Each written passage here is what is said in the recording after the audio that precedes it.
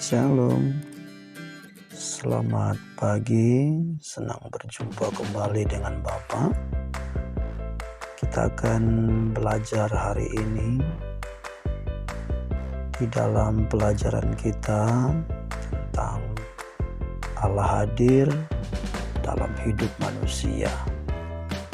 Nah, salam sehat, kiranya semua kita tetap dalam lindungan Tuhan.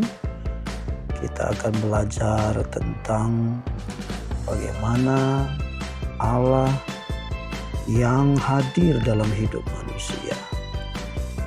Di pelajaran kelas 4, di pelajaran yang kedua, dengan Bapak Joy Indra Kasih Tepuk, Sarjana Pendidikan. Baik, sebelum kita mulai pelajaran kita, terlebih dahulu kita akan berdoa. Marilah kita berdoa. Kami bersyukur kepadamu Tuhan, karena Engkau mengasihi kami, memelihara kami, menuntun hidup kami. Kami bersyukur kami ada, semua karena kebaikan Tuhan. Kami akan belajar pagi hari ini, di dalam pelajaran kami, Engkau hadir dalam hidup manusia. Terima kasih Tuhan. Kami siapkan hidup kami mau belajar. Dalam nama Tuhan Yesus Kristus kami berdoa. Amin.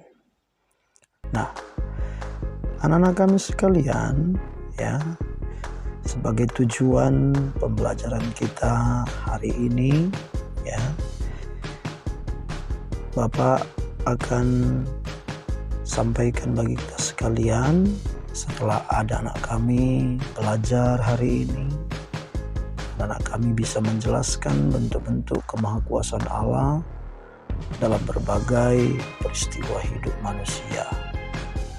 Kedua, anak kami mampu mengeksplorasi teks Alkitab tentang respon manusia terhadap pertolongan Allah dalam hidup melalui berbagai peristiwa rantai kehidupan manusia di sekitarnya. Yang ketiga, anak kami mampu menceritakan kemahakuasaan Allah di dalam hidupnya.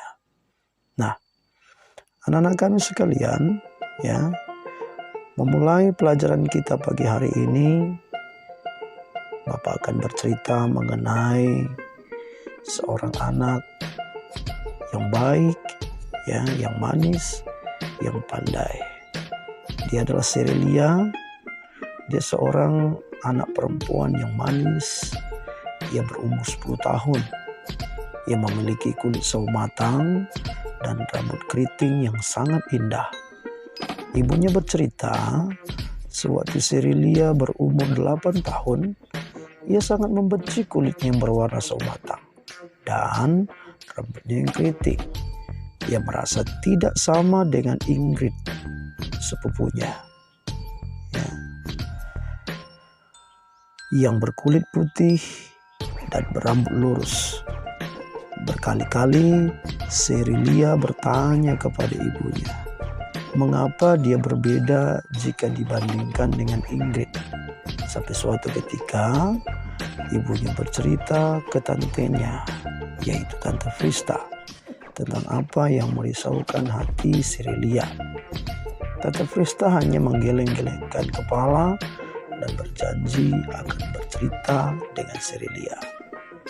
Sabtu sore, Tante Frista berkunjung ke rumah Cerelia.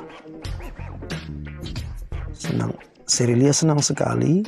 Ia lalu menceritakan tentang teman-temannya dan sekolahnya. Akhirnya, Tante Frista merasa inilah kesempatan yang baik untuk menasihati Cerelia tentang warna kulit dan rambutnya. Tante Frista menjelaskan bahwa dengan warna kulit dan rambutnya yang seperti itu membuat Cerelia tampak berbeda dengan teman-temannya, bahkan dengan Ingrid sepupunya. Disinilah letak keunikan Cerelia. Cerelia mendapat penjelasan panjang tentang betapa kita harus bersyukur memiliki kulit dan rambut yang indah sebagai pemberian Tuhan. Sirilia pun menyadari bahwa dia harus bersyukur karena memiliki kulit dan rambut yang seperti itu. Nah, anak-anak kami, pernahkah kamu mengalami hal yang sama dengan Sirilia? Pernahkah kamu tidak menyukai salah satu dari bagian tubuhmu? Nah, apapun yang anak-anak kami alami, ya, bahwa Tuhan membuat kita unik. Nah, karena itu kita akan selalu bersyukur kepada Tuhan dengan keadaan kita. Nah, kamu bisa bayangkan betapa berharganya manusia sehingga Allah sendiri yang membentuknya dan memberinya kehidupan. Seperti apapun warna kulitmu, bentuk rambutmu, warna biji matamu, dan ukuran tubuhmu, semuanya adalah anugerah Allah. Karena Allah yang menciptakan kamu dengan penuh kasih sayang. Allah hadir bukan hanya ketika kamu diciptakan, tetapi juga di sepanjang kehidupanmu. Baik ketika kamu merasa sedih, senang, berhasil, atau gagal. Nah, coba perhatikan. Ya, anak ini merasa sedih. Nah, kita sering merasa sedih dan takut. Nah, Allah hadir dalam hidup kita sekalipun ketika kita sedang sedih maupun sedang bergembira.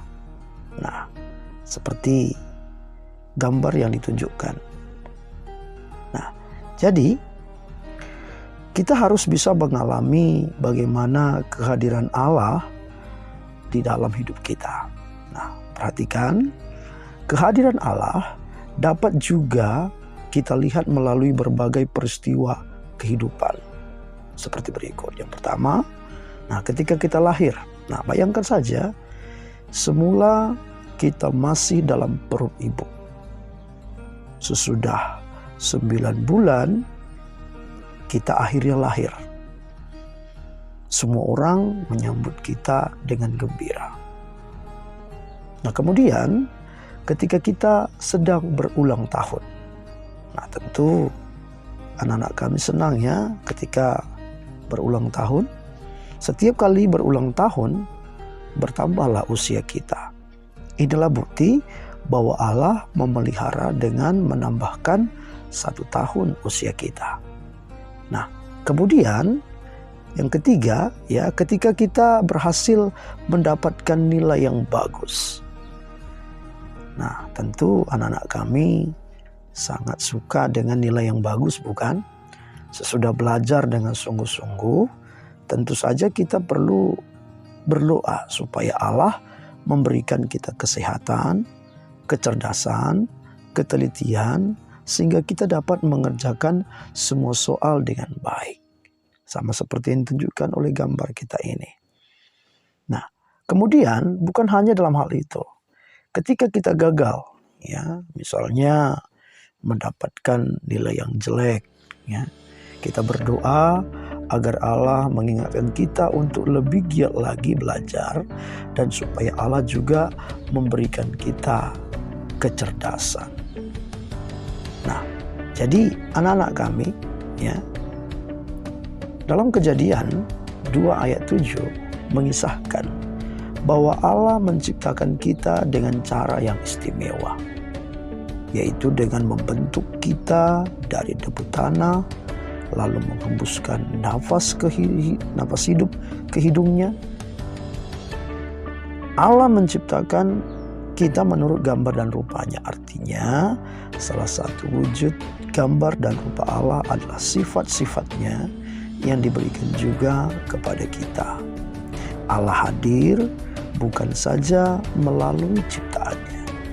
Allah juga hadir dalam hidup kita. Baik ketika kita sedang bersuka cita maupun ketika sedang sedih.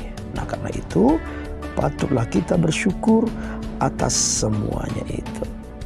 Kiranya apa yang Bapak sampaikan pagi hari ini boleh menjadi satu pembelajaran bagi kita sekalian bahwa kita sangat berharga di pemandangan Tuhan.